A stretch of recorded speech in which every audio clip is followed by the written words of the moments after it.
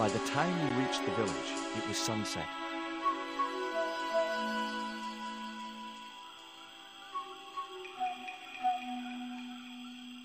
Hello, boys. Glad to see you're still wearing the underpants. What?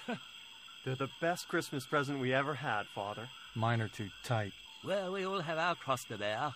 This is George. He has a request to make. I'm afraid I can't stay. Good luck, George.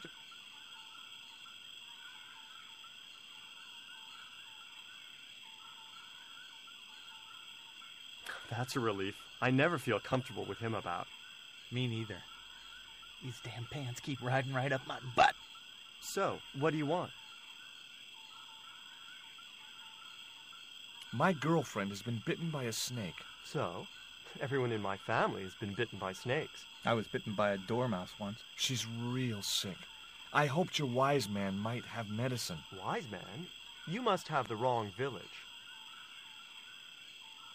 Father Hubert said there was a wise man in the village who could help me. Ooh, he must mean the old man, the shaman. I'd like to see the shaman, please. You can't just go walking in there and demand to speak to the shaman. Why not? You have to observe the protocol. The shaman demands tribute. Tribute? You mean like a gift? That's right. The eternal question. What do you give a man who has everything? Give me a clue. What kind of things does your shaman like? Does he have a hobby, a favorite sport? You insult us. The shaman lives on a higher plane. Oh, right. Maybe a book would be more suitable. Or a jigsaw puzzle? Don't you just hate choosing presents for people you don't know? Are you going to stand by and let my girlfriend die? Of course not. What do you think we are, savages? We'll start the preparations for a cremation feast. Look, I know it's not much, but I want your shaman to have this. Do you expect him to eat that? He's an old man, you know. He might choke. Would your wise man have any use for lipstick? Not in that color. Haven't you anything in black? Of course I don't. This cone could have 1,000 uses. Yeah? Like what? A protective helmet? I don't think so.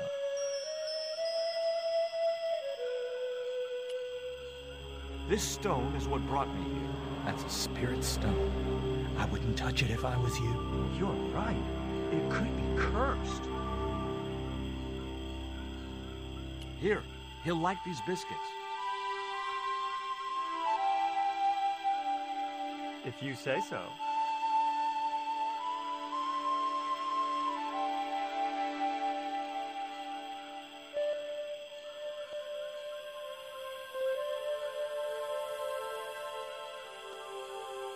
He liked the biscuits, especially the black ones. He wants to know if you've any more.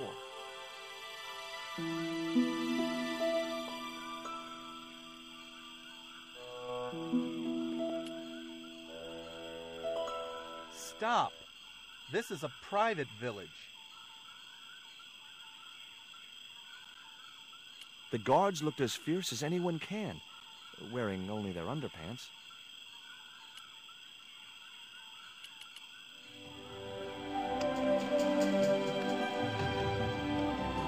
The box was completely empty.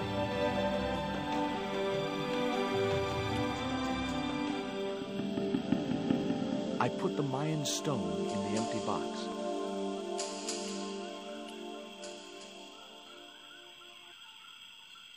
Here, I found some more of those biscuits for the shaman. I'll give them to him.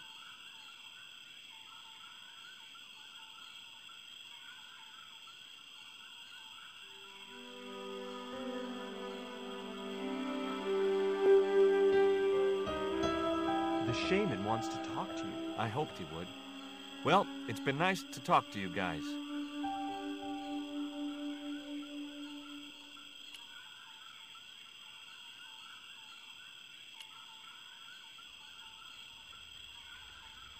The woman was grinding a sticky mess of corn in a bowl.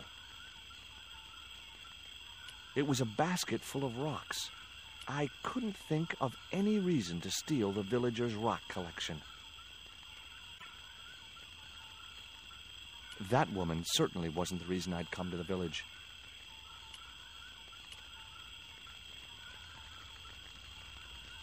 The man was busily weaving a cloth. That man wasn't the one I'd come looking for. It was the focal point of the village, the communal cooking fire. The fire was too hot to approach, even if I'd wanted to. The old guy was obviously the shaman of these people. Hi, my name's George Stobart. Please, sit down. Welcome, George. Thanks. It has long been foretold that a white man would bring the Coyote Stone to this village.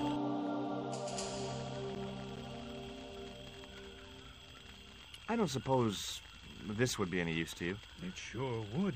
This wax on a stick will change our lives. What do you want it for? To decorate our bodies for the monkey dance. Why is Father Hubert so reluctant to visit the village?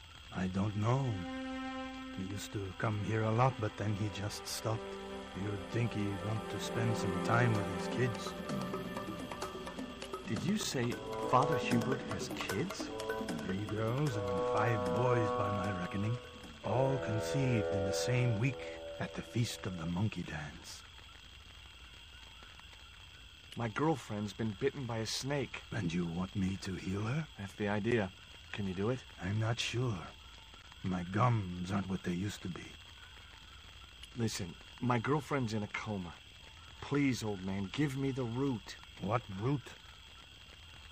Father Hubert told me of a root which could cure the bite of the river snake. There's nothing sacred with these people.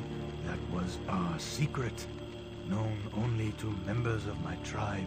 If that root is my chance of saving Nico's life, then I want it. Fast. There's time yet, George Stobart. Time to learn why you were called here. Fine. If I listen to your story, then will you give me the root? The eel travels far, but still returns to the place of his spawning. And look, I'm running a tight schedule, so can you skip the riddles?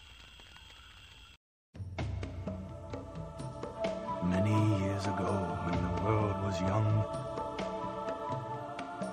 the great god and king Quetzalcoatl was defeated by trickery and deceit. His enemy Tezcatlipoca took his place as leader and demanded terrible human sacrifices. A group of loyal priests found a way to trap Tezcatlipoca. But his powers were so great, they knew he would not remain trapped forever. His time of incarceration would end with the eclipse, which marked the close of the 5th age. So the priests fashioned 3 obsidian stones which contained the power to seal the mirror for all time. But before the stones could be put in place, they were seized by the invading Spanish. But how did they trap Tez, the evil god? They built a pyramid which they told Tezcatlipoca was dedicated to him. At its center, they fashioned a huge mirror of perfectly smooth obsidian. Luring him into the pyramid with praise and flattery, they used sorcery to ensnare him in the mirror. There's an eclipse of the sun due very soon, isn't there? Correct. The eclipse which marks the ending of the 5th age will come before the next full moon. Less than 2 weeks. I didn't really believe that Tezcatlipoca would return, but I figured Karzak's plans were in some way connected. What happened to the stones? They were taken by the Spanish to the coastal town that is now called Cuaramonte City. Only 1 stone reached Spain. The other 2 fell into the hands of buccaneers. The Jaguar stone was captured by an English captain, El Draco. The Eagle stone was taken by a pirate called Ketch. The 3rd stone, the Coyote stone, reached Spain safely. That is the stone in your possession.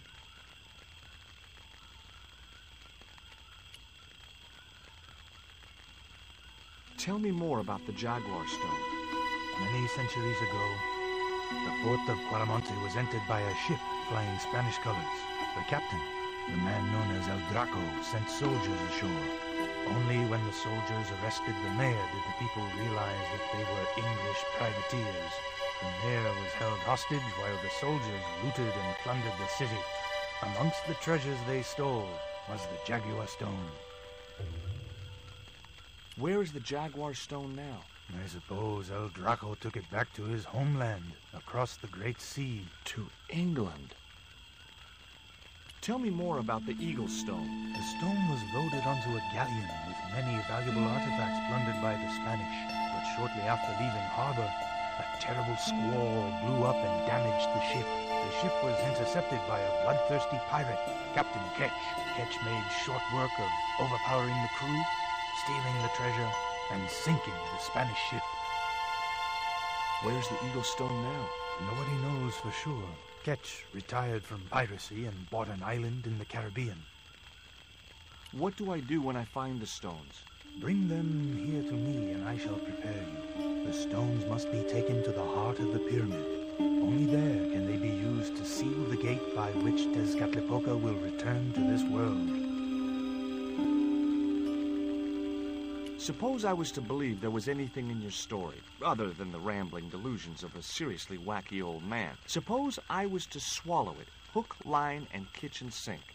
What then? Then you would see that the fate of the human race rests upon your shoulders. Do I get anything to help me combat Tezcatlipoca?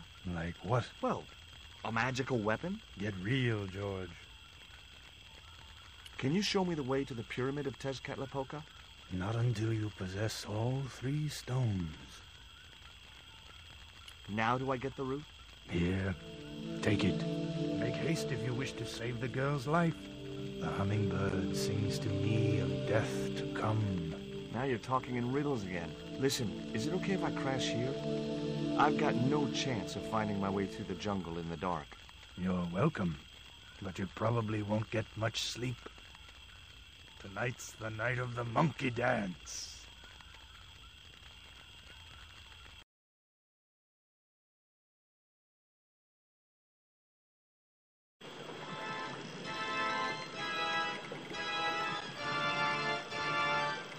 I left the village at dawn and stumbled back through the jungle in a post-party daze. It was just like sneaking back to my parents' house when I was younger. Except Oakland didn't have monkeys or parrots.